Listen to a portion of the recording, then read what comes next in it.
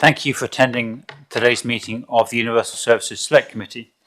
This meeting is being recorded and webcast live on YouTube via the County Council's website. Filming is also permitted by the press and public, and so by remaining at the meeting, you are consenting to potentially being recorded. Please be aware that filming is only permitted in the room whilst the meeting is taking place. Filming during any breaks or elsewhere in the building is not permitted.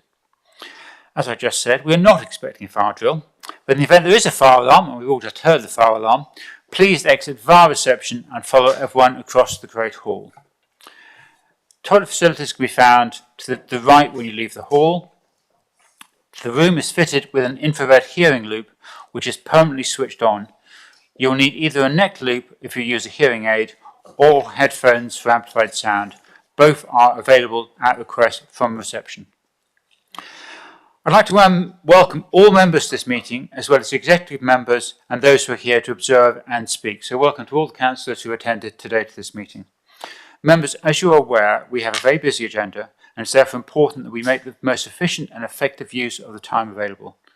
Can I therefore ask you to be as succinct as in your questions and contributions to the debate, so that all members have an opportunity to contribute to the scrutiny of the items in the time available. If members want to propose amendments to the recommendation, I would appreciate it if you can make your proposed amendments known at the start of the debate. However, if an amendment rises out of the debate, it can still be introduced at a later stage. I want to remind all members that any amendments should be in writing and must be proposed and seconded. When it comes to voting, we will take any proposed amendments in reverse order and then vote on the substantive recommendations. Going on to the agenda for today's meetings, item 1 is apologies for absence. I invite our Officer Katie Sherwood to actually give us our apologies today, please. Katie. Thank you, Chairman. We've received apologies from Councillor Rydian Vaughan, and we have Councillor Graham Burgess attending as a substitute. We've also received apologies from Sarah Pankhurst, and we have Councillor Malcolm Wallace attending as a substitute. Thank you. So thank you to Councillors Burgess and Wallace for stepping in to attend this committee today. Item 2, declarations of interest. Members are welcome to disclose any declaration of interest when we get to the main item. Item 3, minutes of the previous meetings on pages 3 to 6. That was a meeting held on the 11th of March 2024. I don't know if members want me to go through those minutes on page 3, page 4, page 5.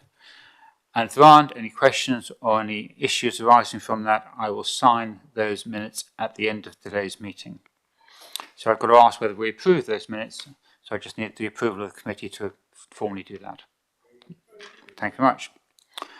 Item 4, deputations. You'll be glad to know we have no formal deputations or county councillors wishing to speak today. Item 5, Chairman's announcements. I have no announcements in addition to what I'm currently giving you. I would like, however, to make a note that the working group report is being received at this meeting, but will be relevant as we continue throughout the process in our other meetings and consider future streams over the coming weeks. It is recommended that members refresh their memories on the report ahead of each meeting, and obviously they will always be on these documents. So we'll now move on to the substantive part of this meeting today. The first, item 6, is the SP25 Task and Finish Working Group report. And I'm going to invite the Task and Finish Group Chairman, Councillor Jackie Branson, to speak to the report. Jackie, over to you. Thank you. Thank you, Chairman. The report is before you, and I think it's self-explanatory. It was the result of conscientious work by the whole panel, and I would certainly like to thank all the members of the group from all parties for their work and contributions, and the officers for their support. What I would like to emphasise to all the Select Committee, that we spent a lot of time looking at and considering all the contributions of organisations and individuals to the public consultation. Although none of us were elected to make these savings, we all wanted to ensure that the effect on our residents would be mitigated as much as possible. We considered each proposal before Universal Services in depth, and I will be commenting on each proposal when they come forward in this and the following meetings. Thank you. Are there any questions on the report?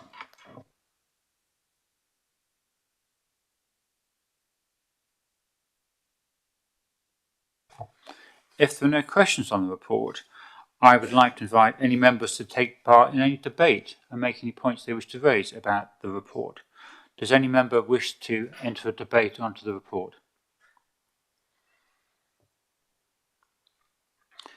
Thank you very much. I'm going to invite Patrick Blogg. Patrick, do you want to make any closing remarks about the working group, the task finish working group? Thank you, Chair, and thank you, Councillor Branson, for chairing the report and the group.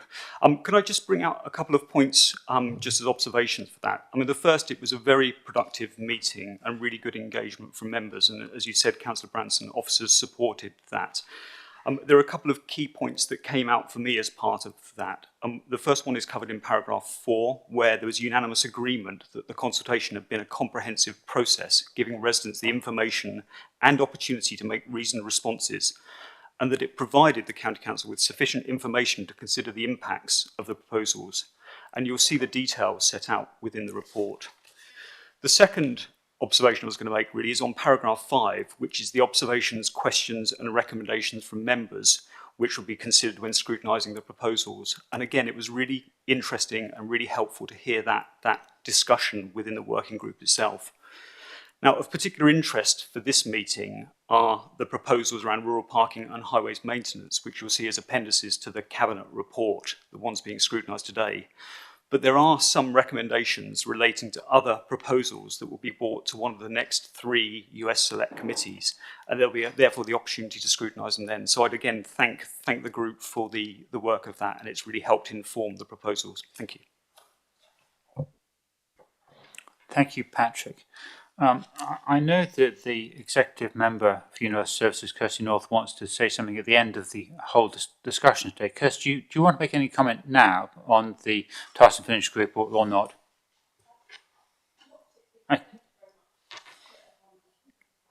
Microphone? For the benefit of those listening who didn't hear the comments in the room, the executive member is going to make a comment at the end of today's meeting rather than on this particular item. As there is no formal vote required today on this report as it's for noting, the recommendations we're about to note are on pages 7 to 8. I am actually going to read them all out in their entirety for the benefit of those watching and listening to this debate who may not have the papers to hand. So the recommendations from the Task and Finish group are as follows. The Universal Services Select Committee notes that the cross-party working group held 4 meetings between the 5th of January and the 22nd of May 2024 and had the opportunity to discuss the consultation process and the consultation feedback. This is actually point 2, my notes say point 4, but let's call it 2. Following this scrutiny, the working group unanimously agreed that the consultation had been a comprehensive process which had given residents the information and the opportunity to make reasoned responses, and that it provided the County Council with sufficient information to consider the impacts of the proposal on the residents of Hampshire. Number 3, the working group's observations, questions and recommendations outlined in paragraphs 22 to 39 and considers these while scrutinising final proposals and formulating feedback and recommendations to Cabinet, in particular that A, in respect of the proposals to remove school patrol crossings, that as part of any review, care is taken to ensure that the costs of introducing safety measures do not exceed any savings, that all necessary highways works to improve safety, such as new crossings, are in place before the related patrol is removed to reduce potential safety impacts. In addition, the Select Committee may wish to scrutinise potential impacts arising from the loss of the social value of school crossing patrols over and above their traffic management function. B, in respect of the impacts relating to street lighting proposals, that the County Council should, when receiving requests to vary lighting in individual locations, consider other factors such as personal security safety and travel safety, and not just consider specific crime or road accident statistical data in determining requests. C.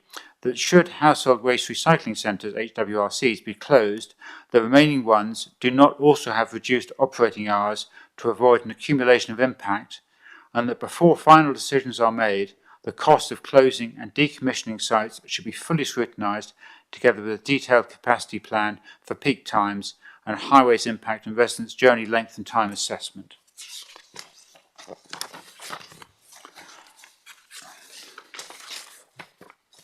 D.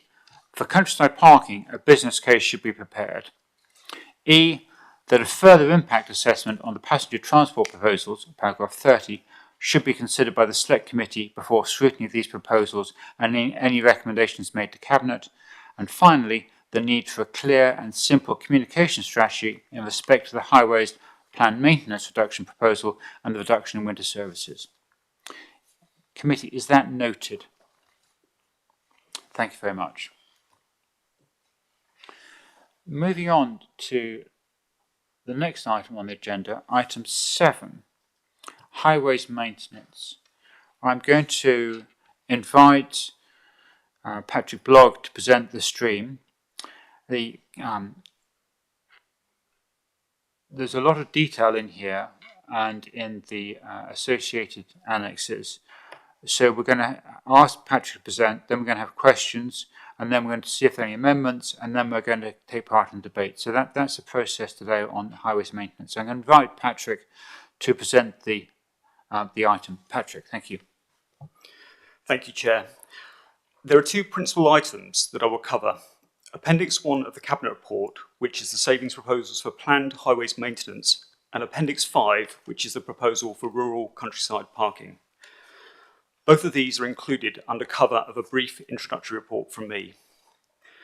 Additionally, included in the documents is a draft report for Cabinet on the 14th of October. This report includes two appendices just mentioned, but also the other 5 Universal Services proposals that will be presented to you at the 3 subsequent Universal Services Select Committees. I was not proposing to go through the draft Cabinet report, it is there for information, but I would flag the contextual information within that sets out the budget context against which we have prepared these proposals. This is included in paragraph 9, which includes the sentence, "Whilst further, more detailed work needs to be undertaken, it is likely that the County Council will face a revised budget gap of at least £175 million before accounting for the SP25 savings, which is a £43 million increase on the previous £132 million for the next financial year." Against this backdrop, the Universal Services Directorate has prepared 7 proposals that have been consulted on. I will now introduce the first of these, which are for consideration by members today. So Appendix 1, Highways Maintenance. The first appendix to the Cabinet report that I will present is for planned highways maintenance, with a proposal for a reduction in annual highways maintenance for planned maintenance activities. It contains 2 recommendations for Cabinet. The first is to note the outcome of the 2024 Future Services consultation in relation to this proposal. The second is that Cabinet approve the reduction in the annual highways maintenance budget for planned maintenance activity by £7.5 million from April 2025. I'm just going to take you through a very brief summary of the paper. The County Council's £30 million annual planned maintenance programme is focused on delivering large-scale structural highways repairs, including carriageway and footway resurfacing, drainage improvements, and surface treatments. Most of the planned maintenance is funded with ring-fence grants from government. With this proposal, we will continue with this work, but the size of the programme could be reduced depending on the money we get from central government, which may actually increase our annual spend. A really important point is that this would affect only planned maintenance programmes of work and not other allocations that fund activities such as routine reactive pothole and defect repairs, renewal of road markings, and drainage clearing. The County Council provides additional funding for these activities, and you will also be aware of the Stronger Roads Today funding, which increased spending on these activities by a further £22.5 million. This funding is outside the scope of this proposal, and the County Council would continue to fulfil its core statutory duties as a highway authority. It should also be noted that last November, Hampshire received a minimum uplift for highways maintenance of £132 million of funding through to 2033/34. The County Council's assumption is that the base funding, in addition to this, would remain at similar levels. This would mean that the impact of the proposed reduction of £7.5 million would be offset by increased government funding. Now moving to the consultation feedback, you will note that 88% of respondents disagreed with this proposal. However, 3/4 of the comments related to the general condition of the road network, reflecting the ongoing challenges of reactive maintenance of local roads across the UK.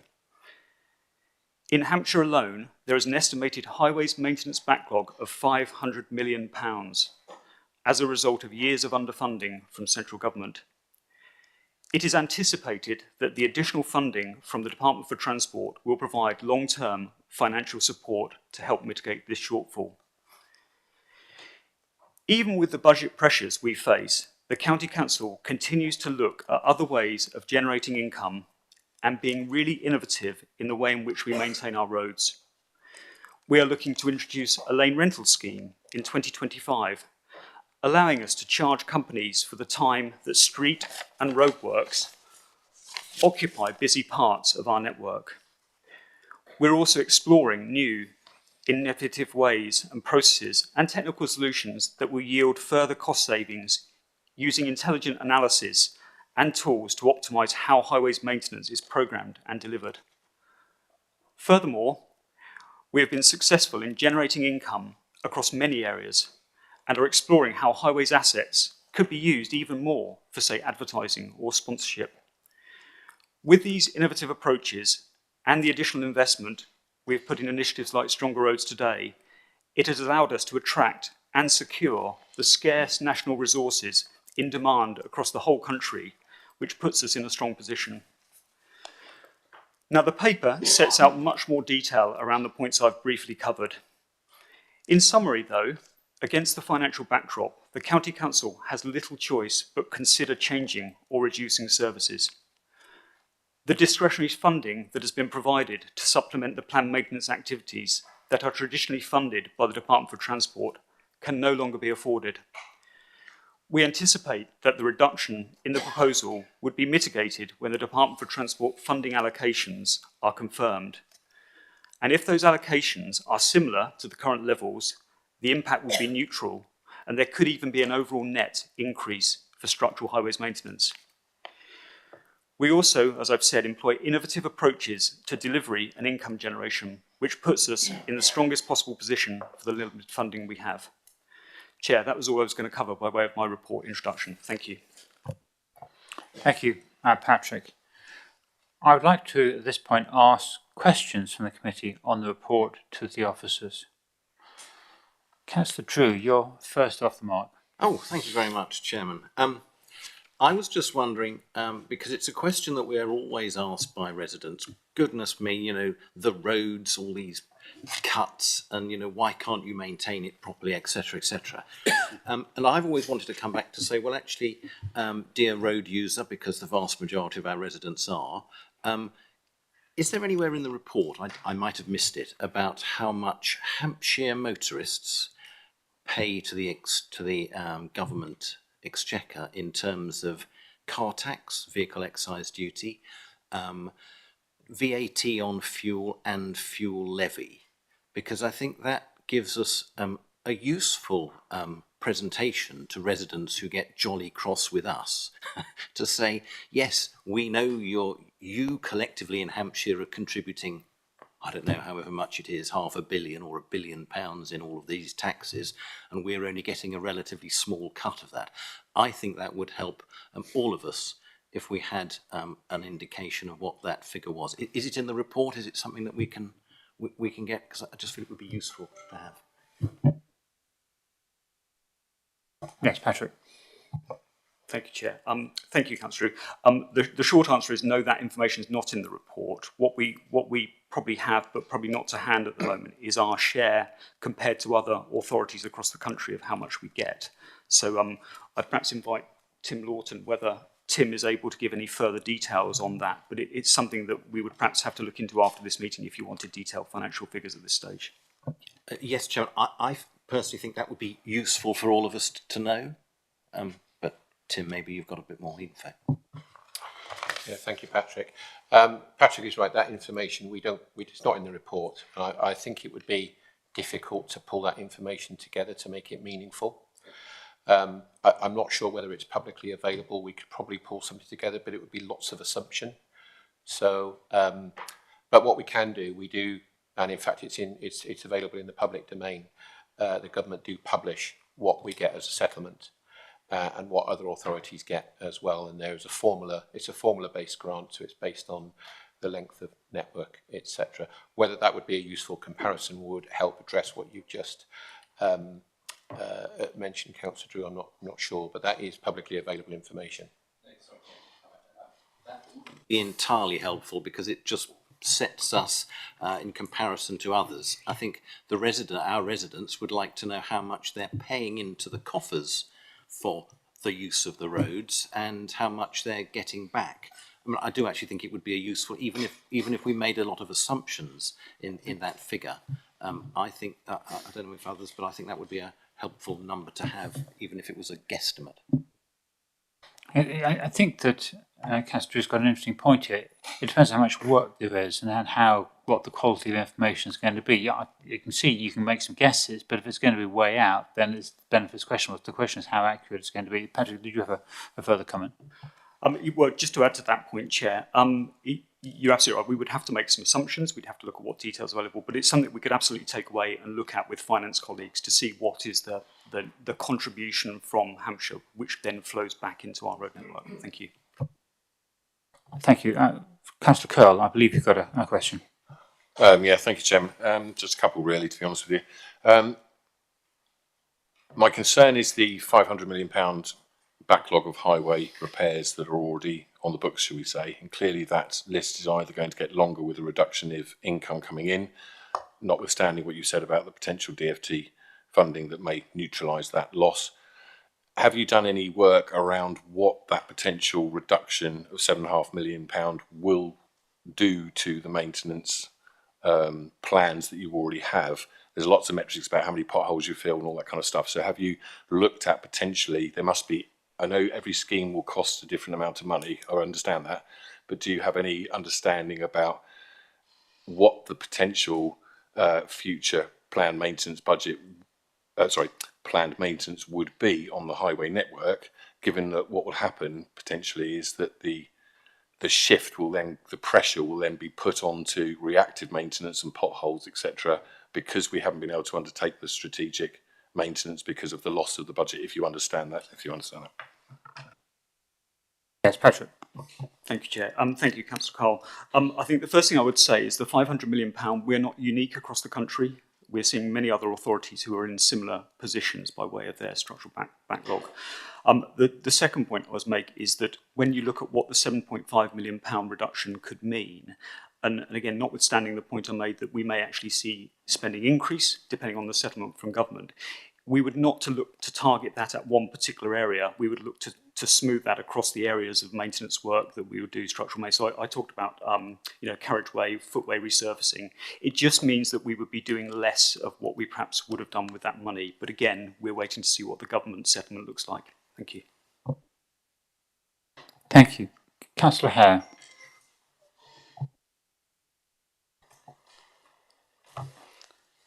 Thank you. I think my colleague was before me. Anyway, thank you, Chairman. A couple of clarifications. I wasn't, with your introduction to the report, if there is further grants available, will this 7.5 million go back again?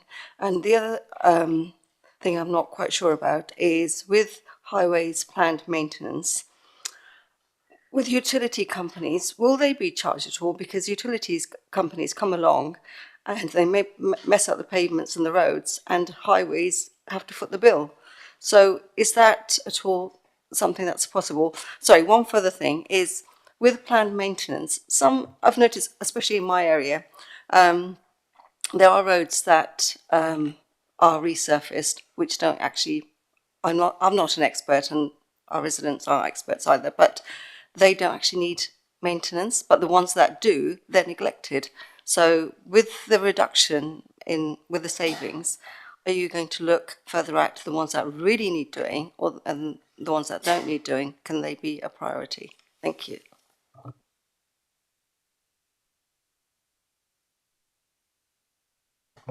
Thank you, Chair. Thank you, Councillor Hare. So the first point on the £7.5 million, would it go back? The £7.5 million is discretionary funding that the County Council puts into our structural maintenance programme, but the bulk of the money is ring-fence grants, as I mentioned, from the Department for Transport. No, we wouldn't. If the decision is taken to take that £7.5 million out, because it's discretionary and because of the financial position we find ourselves in, that money wouldn't go back in. But as I mentioned before, we're waiting to hear from government about what their settlement is, and we will only then know the net position of what our budget is, depending on how much they put in. And the government is aware of the backlog of maintenance that we have.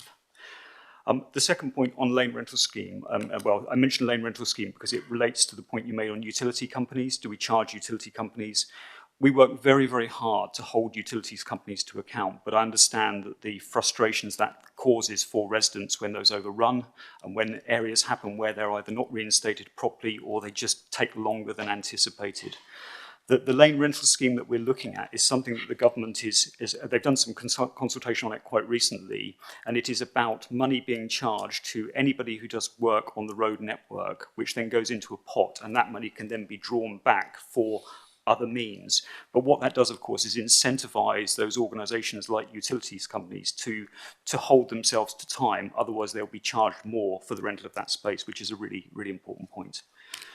I think the third point about the roads and how we, if I paraphrase, how we prioritise the maintenance of those roads and the repair of those roads. We look at all the repairs and maintenance on a safety basis. We have a set of really clear criteria on which we address defects on the road network, depending on that criteria.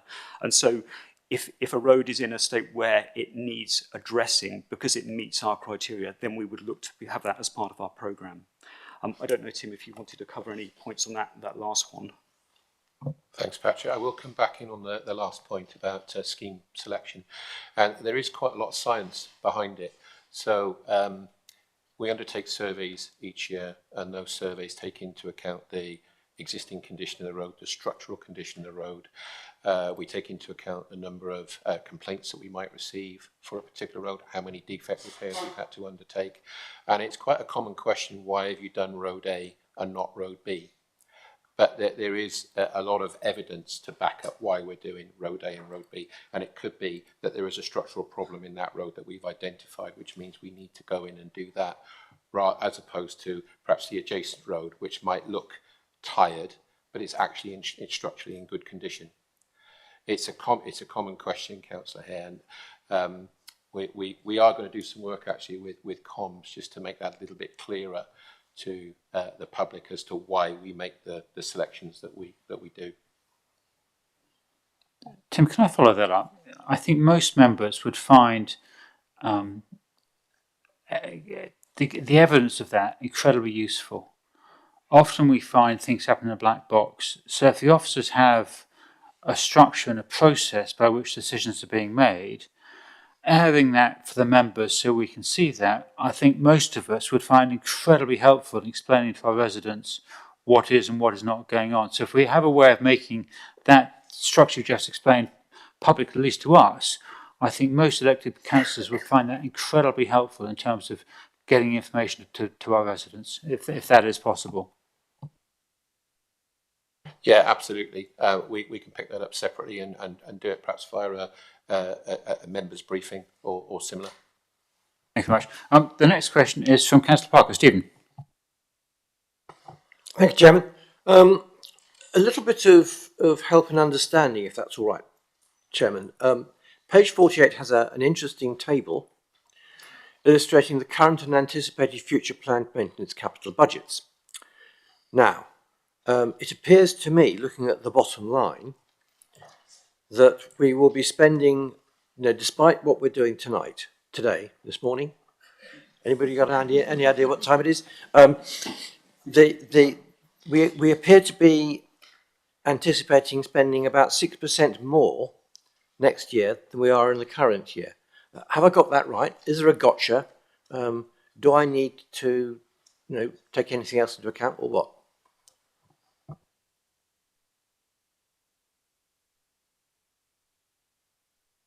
Yes, Patrick. Oh, yep. Thank you, Councillor Parker. So I'm just referring to the table here at the moment.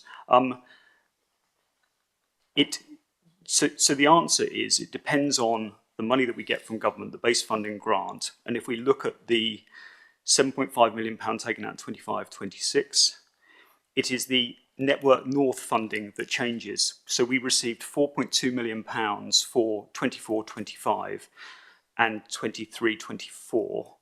And we are anticipating, although not announced, £132 million Network North funding that takes us to 2033-34. We've apportioned the remainder of that 132 million over the remaining years, which comes out at 13.76 million. But that is still to be announced and confirmed. The money's confirmed, but the actual proportion of split over the remaining 9 years is not confirmed, which is why you've got the 7.5 million, the 30 million, which is why you see that net increase there, but assuming that the base funding remains the same. Is that clear, Councillor Parker? Yeah. When are we going to know what that is? Because it seems to me to be fairly material to what we plan to do. So the Network North funding is the money that was the reapportioned, the 132 million. I've mentioned, and forgive me for repeating, I've mentioned the 4.2 million which was received for the first 2 years, which we had. And what we were required to do for that is stipulate how we would use that money, and we published those. We published the schemes that money would support on our website because that was one of the requirements for Department for Transport. For the remaining money, we have yet to determine how that money will be used because at the moment that money is not confirmed at this stage. So when we have confirmation of that money, there will almost certainly be a requirement for Department of Transport to publish what we would do with that additional money. And I think it's at that point we would determine exactly how that would be used. Councillor Branson, I believe you have a question. I was really going to make a comment at the end of the debate of the report, just to say that we considered this, the working group, and obviously we weren't considering it too contentious because the public were very concerned with potholes, and this is really outside the scope of this. So this wasn't a contentious one for the working group, and because of all the reasons I think that Patrick has given us. Thank you. Thank you, Jackie, that's very clear. If there are no more questions, I'm going to ask if anyone has an amendment that they wish to make to the proposal. I'll take that as a no. At which point, we're now going to move, I know we had a bit of debate going on now, but formally go into a debate on the report. So if any members want to debate any of the material parts of this report, now is the time to raise your hand and say you'd like to discuss some of the issues raised.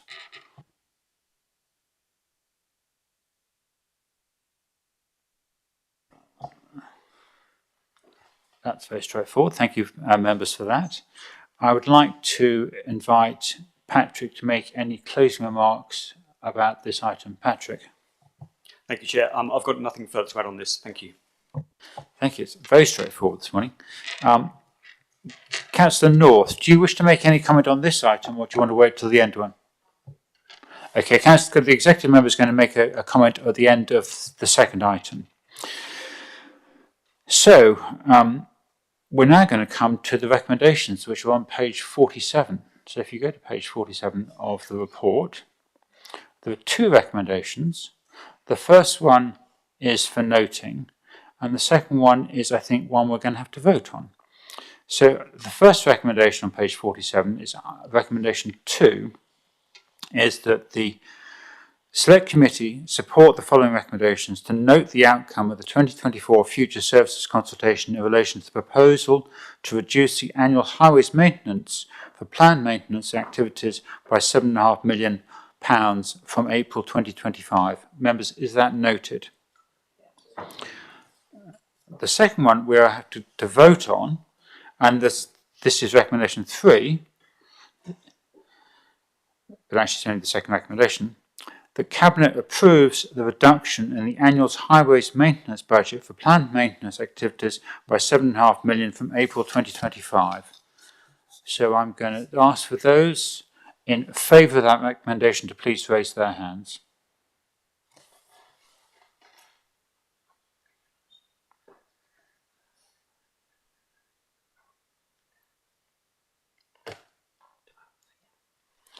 And I'd like to invite those against that recommendation to please raise their hands. And I'd like to invite all those abstaining to please raise their hands. That motion is therefore carried. Thank you, members. We will now move on to item 7B, rural parking. This is on page 83 of the papers. And once again, I'm going to invite Patrick Blogg to present this item. Patrick. Thank you, Chair. So this is Appendix 5, Rural Countryside Parking. So the second appendix that I will present is this Appendix 5 of the draft Cabinet report, which relates to rural countryside parking and is a proposal to introduce charging at countryside car parking sites. It contains 6 recommendations, including noting the outcome of the Future Services consultation in relation to this proposal, the implementation of charging at rural countryside car park sites with 20 or more spaces, or those in joint ownership and or under 20 spaces where commercially viable, that charges for the site will be reviewed annually, and that the income from these car park charges would contribute to the costs of managing these sites. The County Council has over 100 rural countryside car parking sites. These range from lay-bys for up to 2 vehicles or to large car parks with over 70 spaces, and there is a cost to maintaining each one of those. Now, this proposal would introduce car parking charges at a number of these sites where it would be commercially viable. This income would make a contribution to the running of these sites and the service. The proposals were consulted on as part of the Future Services consultation earlier this year. Now, the results were broadly supportive of both elements of this proposal. Now, details of this are contained within the report, but a key point was that car parking charges are seen as normal in many other places, and that the council should be charging for non-essential services, and that money would allow for investment back into rural areas. A key theme that came out of the consultation responses was the potential impact on the surrounding area. If agreed, all car parks where charging is proposed would be assessed for the likely impact on the surrounding area, including, for example, habitats regulations assessments for some specific sites, particularly those in national parks. Now, any charges would be reasonable and in keeping with other district and borough charges, as well as structuring them to support short-term use, such as dog walking, but deterring longer stays, such as parking for commuting purposes. A comprehensive review would be undertaken at each site, and we may consider whether we would need to undertake a pilot at 1 or 2 of these to ensure viability. The County Council already maintains an extensive rights-of-way network that provides free access to the countryside. We would also look to explore opportunities to improve the visitor experience at our sites and, where viable, generate income such as temporary catering at suitable sites. All of this would improve that visitor experience for using those sites and our countryside network as a whole. Now, moving to the main body of the report, there is much more detail on the areas I've covered. Paragraphs 37 to 43 cover the legal and financial implications, including the necessary traffic regulation orders that would need to be undertaken, the various assessments that would need to be carried out, and the financial implications. Moving to paragraphs 44 to 64 cover much more detail around the Future Services consultation and the feedback we received. Now, within the table in paragraph 63, we have set out the principal concerns from the consultation responses and our detailed responses against these. These recommendations to Cabinet have been informed by this feedback alongside other relevant factors. As covered above, there was a spread of opinion towards the two options in this proposal, although for both, more people overall were in favour of the charges than against. On balance, the report recommends the implementation of rural car park charges at those sites identified as commercially viable as outlined in the report, that other sites would be considered where commercially viable, and it would be a phased approach where the County Council incorporating lessons learned from previous implementations.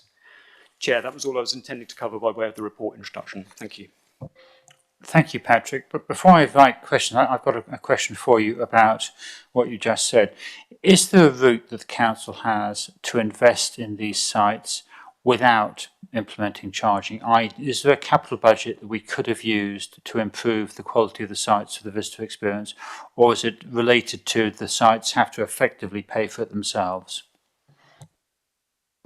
Thank you, Chair. You'll appreciate the pressure on our capital budgets and the resources that we have available to do that. So what we anticipate is for each of the sites we would look on a business case basis to make sure that income is contributing back to that. So I suppose the short answer is we're not looking for huge amounts of capital investment in that, and look at our business case so we can put money back in from the income that we generate. Thank you. Thank you, that's very clear. I invite members of the committee to raise their hands to ask questions. Once again, Councillor Drew is very quick off the mark. David, over to you. It must have been watching the Olympics, Chairman, and all those. But look, it's a point, again, thinking about the residents. I think most, as suggests from the survey, most people are prepared to pay something if they get something. And consequently, if there is an obvious investment in the area that they're parking, I think most people would be content to do that. But listening to what you were saying, Patrick, it's to do with the ways of paying. Having sat in on the way the car parks in Test Valley recover or run and managed by the Borough of Test Valley, it's hugely expensive if people use credit cards and debit cards, but cash also has its challenges. So I would just urge us to look at the ways of ensuring that we maximise the county's income from how we charge residents, because I think most would be less keen on supporting the banks than they would be in us developing and enhancing our country parks, and in particular the parking facilities. Thank you. Thank you. I think there was a question in there.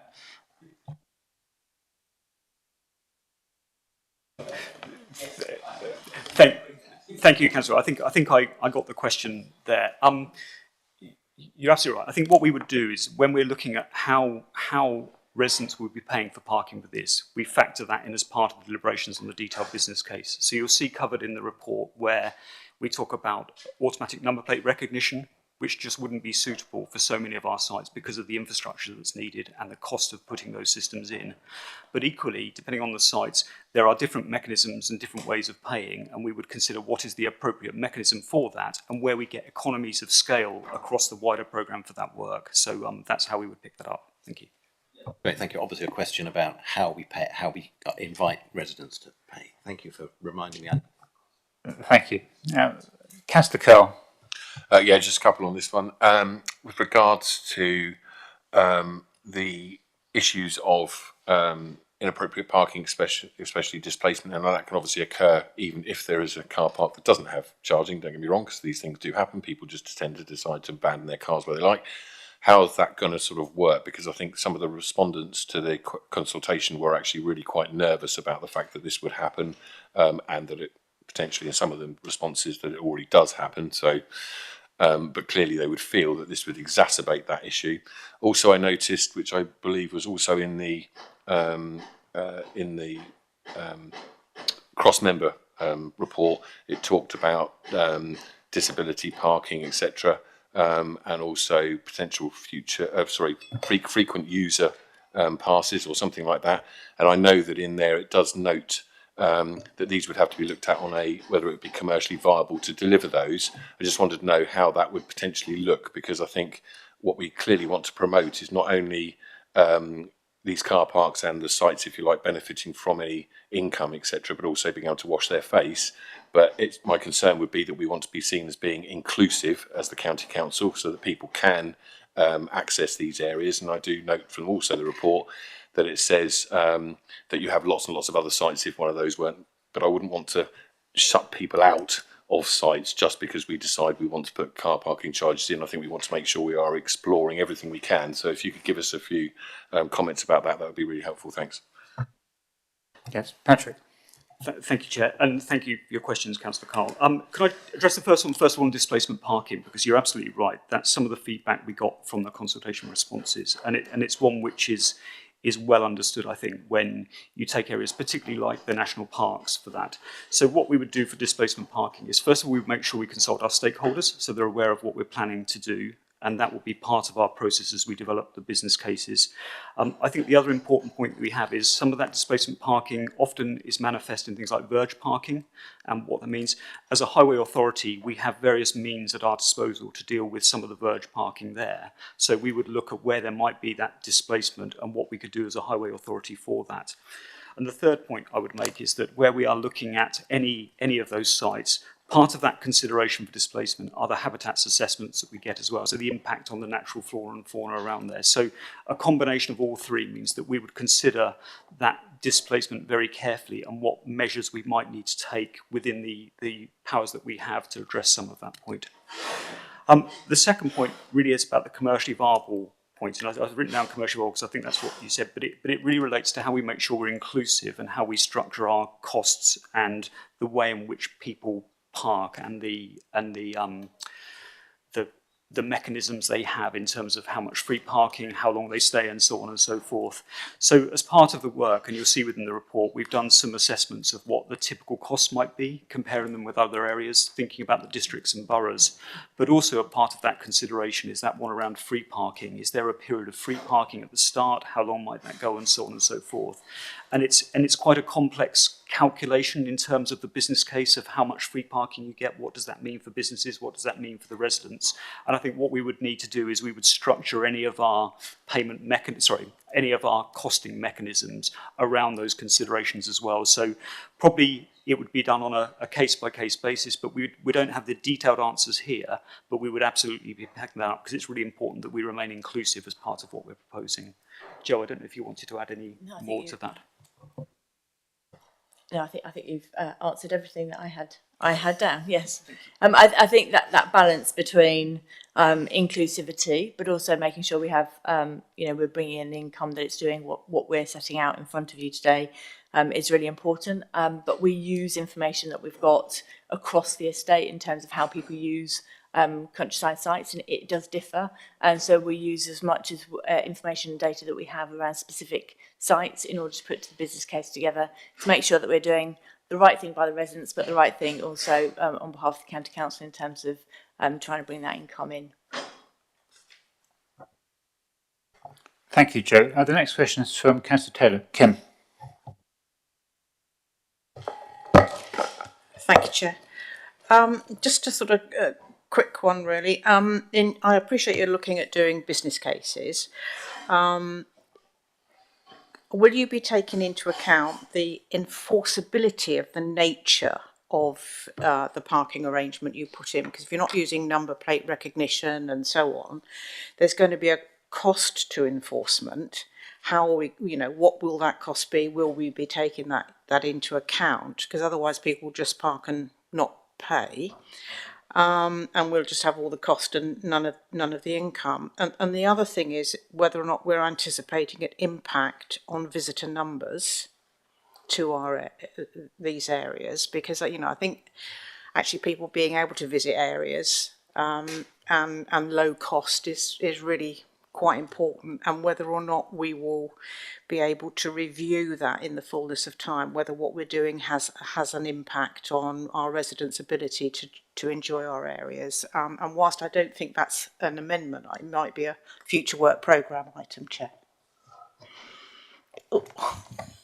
Yes, Patrick. Thank you, Chair. Councillor Taylor, thank you for your questions. So just moving on, we have quite a lot of information on honesty ratings from the work we did in our country parks for our parking there, where we do have automatic number plate recognition.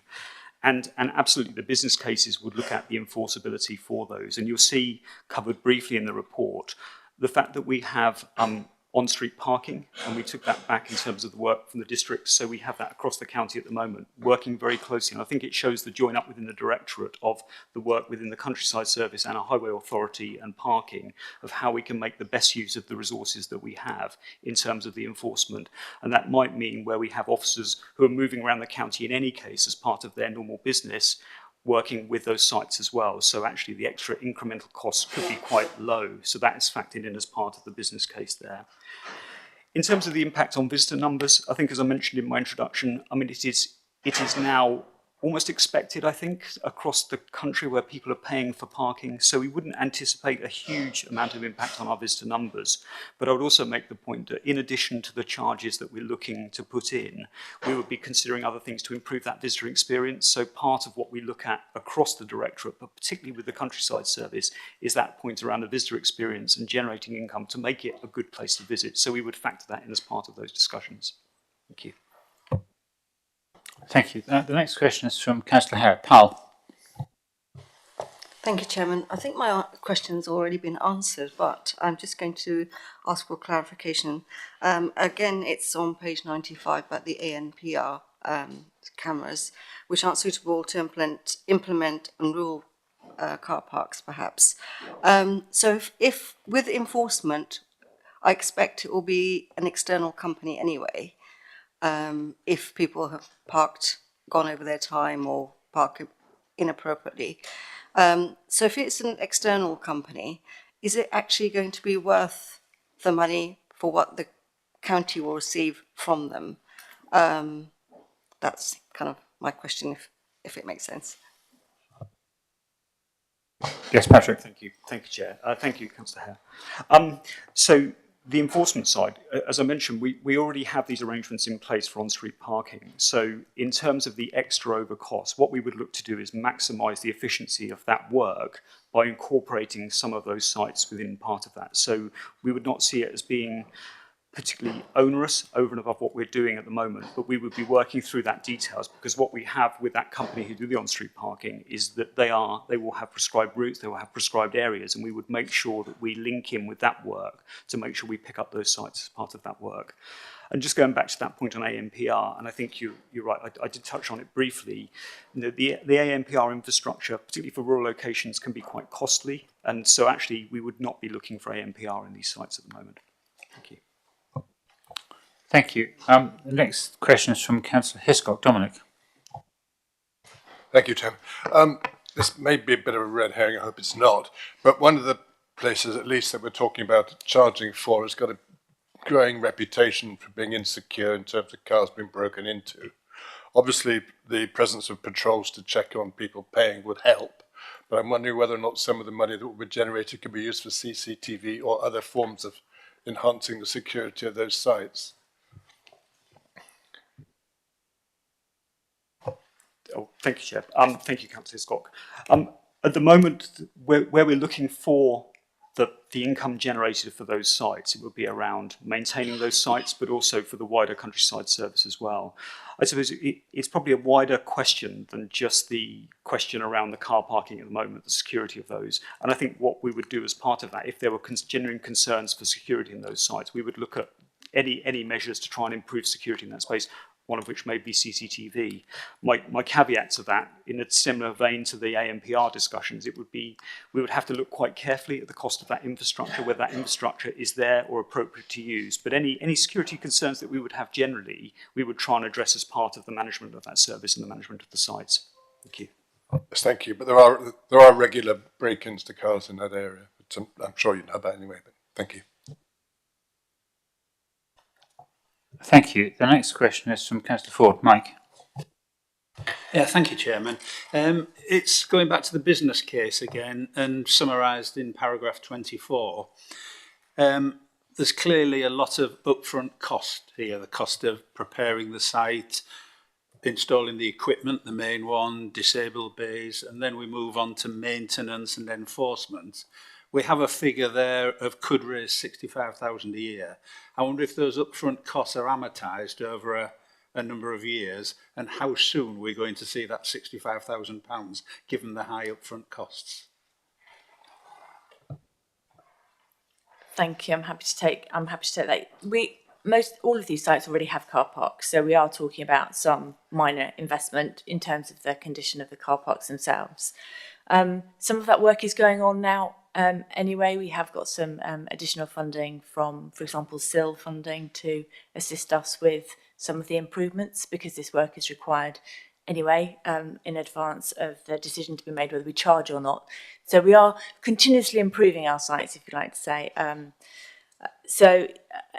In terms of our investment, we're keeping it down as much as possible. And as I say, until we've done the actual business case to see the level of investment required per site and the income that we're likely to get, then I can't answer that specifically. Thank you. The final question I have is from Councillor Parker. Stephen. Thank you, Chairman. I thought this was going to fall out of Councillor Curl's question, but if it did, I missed it. Are we planning on any concessions in terms of free or cheaper parking for disabled badge holders, that kind of thing?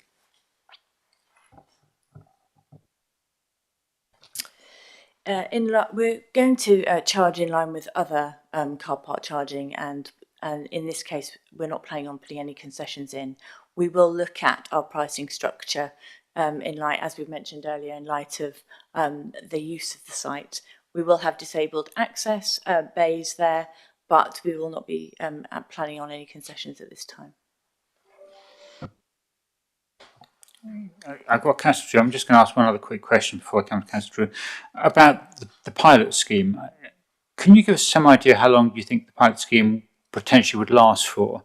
And would it be right that that will come back to this committee to scrutinise that pilot scheme once it's been made operational? Is that your expectation, that the pilot scheme goes on a period of time, comes back to this committee, you show us what's happened to the pilot scheme? Is that what you're expecting? In terms of the timing for the pilot scheme, I mean, obviously it would be subject to the decision from Cabinet, and we would look to progress that as soon after that decision as possible, if that's the right direction. In terms of the timing for that, Joe, I might just come to you in a second for that one. But just going to your other question, Chair, would it come back to this group? We would absolutely be looking to make sure we learn the lessons from any pilot. I think with the agreement of the paper and the proposals put forward, we would look to progress as many as we can, but we would certainly as officers be picking up those lessons. But I don't see any reason why we can't come back and share the learning that we've made from that with members to see and show how that's progressing, whether that be the select committee or whether that's another appropriate member forum. But we're very, very happy to share the lessons learned that we're picking up as part of that process. Thank you. Thank you. That'd be extremely useful. Councillor Drew, you've got another question. Yes, just a quick one, picking up on what Councillor Hiscock was asking about ANPR and CCTV. And I was wondering if the officers would agree that while something for something and a CCTV installation might help with crime and cars being broken into, it could also provide an extremely useful aid if people went missing. And I'm just wondering if that, would they agree that it would be a useful consideration to add that into whether we can fit CCTV at some of these more remote stations in order to provide an additional level of security in those respects? Thank you. Sure. Thank you, Chair. Thank you, Councillor Drew. CCTV, it's a complex subject in terms of CCTV and surveillance and how we use CCTV across the whole of the Hampshire area. I think it almost goes back to the point I made with the previous answer, where we talk about the security of sites and the extra over benefits that we may get by putting security measures in, of which that could well be one of them. So I think probably the short answer is that whatever we put in terms of extra security measures, if there are concerns about security, we would try and maximise the benefit for that. I wouldn't want to focus specifically on CCTV as one item, understanding it will have some benefits of putting it in place. I think we would have to consider that as part of the investment for that as well. But I do absolutely accept that there is real benefit sometimes of putting it in for the wider benefits. It would have to be looked at in the context of our CCTV across the county, of which we would have to consider it carefully. Thank you. If there are no more questions, I'm going to ask whether anyone wishes to make an amendment to the recommendations. And if there's no amendment coming forward, I'd like to invite members to take part in the debate. If anyone wants to debate any of the issues raised in this report and following those questions, do any members wish to take part in the debate? I'd like to invite Patrick to make any closing remarks. Mr. Blogg. Yeah. Thank you, Chair. I have nothing further to add from the points I've made earlier. Thank you. Thank you. I'm going to invite Councillor North, whether this is the point you wish to make a comment from the lectern, or whether you wish to have the vote first and then you make the comment. Okay, let's do that. Fantastic. We're now going to come to the recommendations, which are on page 83 of the pack. There are 7 recommendations, one of which is being noted, and I think we vote on them as a group together. Can I just check on that? So if members are happy, I propose having one vote on all 7 items rather than 7 separate items. And just that these are the recommendations for Cabinet that we're... Just to be absolutely clear, these are recommendations that go forward to Cabinet. So this is the Scrutiny Committee scrutinising the decision-making process, and we're making recommendations to Cabinet. I'm going to read out these recommendations that, as I said, are on page 83, and there are 7 of them. To note the outcome of the 2024 Future Services Consultation in relation to the proposals on rural countryside parking. 3. This is actually the second recommendation. For bizarre reasons, it starts number. This is the second recommendation. Implementation of charging at rural countryside car parking sites wholly owned by the council with 20 or more spaces where commercially viable from April 2025, with a phased introduction to allow supporting infrastructure to be put in place. Recommendation 3. Implementation of charging at rural countryside car parking sites in joint ownership with the council and or under 20 spaces where commercially viable. This may include consolidation of sites within a local area or expansion of existing sites. Recommendation 4. Where implemented, charges at rural countryside car parking sites will be reviewed annually and amended in accordance with the current pricing policy as amended from time to time. Recommendation 5. Income from car parking charging would contribute to the costs to Hampshire County Council of managing Hampshire countryside sites. And recommendation 6. That authority is delegated to the Director of Universal Services in consultation with the Executive Lead Member of Universal Services to progress and make any necessary arrangements to implement these decisions. Can I invite those members in favour of those recommendations to please put up their hands?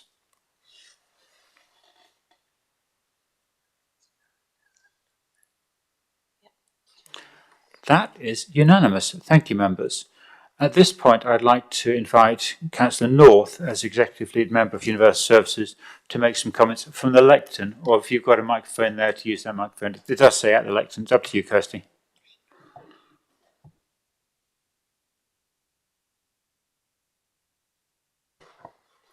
Thank you very much, Chairman, and Select Committee members for the opportunity to speak following today's discussion, and for the working group for their time and dedication to scrutinising the consultation earlier this year and the work you've put in ahead of this meeting today. As Executive Lead Member for Universal Services, I speak not only in relation to my own portfolio area, but also on behalf of my fellow Cabinet member in the Directorate, Councillor Lulu Baumann, who has responsibility for highways and waste. The proposals you have considered today relate to areas for which we are both responsible. Our collective aim is to serve Hampshire's residents in the best way possible, and particularly in the context of the considerable budgetary pressures faced by the local authority. With the cost of delivering care for both our vulnerable adults and children continuing to increase from both increased demand and increased costs, we appreciate the thorough consideration you have given to these savings proposals for highways maintenance and rural countryside parking today. You clearly and carefully considered the reports of our officers, the consultation responses and the recent media coverage, and we have heard the various points made today at this meeting. We will be reflecting on the issues raised in advance of Cabinet's meeting on the 14th of October, when Cabinet as a whole will consider all of the savings proposals. We have very difficult decisions ahead as part of our deliberations, and we will give full consideration to the report to be presented by officers, the consultation responses, the impact the proposals may have on residents, the recommendations of this committee, and the challenging financial position of this council. Thank you. Thank you, Councillor North. At this point, I would like to ask the webcast be stopped, and at 5 minutes past 11, I'm going to say thank you very much to the officers, to the members of the committee, to the members of the public, and to the other councillors who turned up today. Thank you all for your time. I hope you found that useful and informative. The next meeting of this committee is in 9 days' time. I look forward to seeing most, if not all of you, at that point. So thank you very much, and I'm going to close the meeting.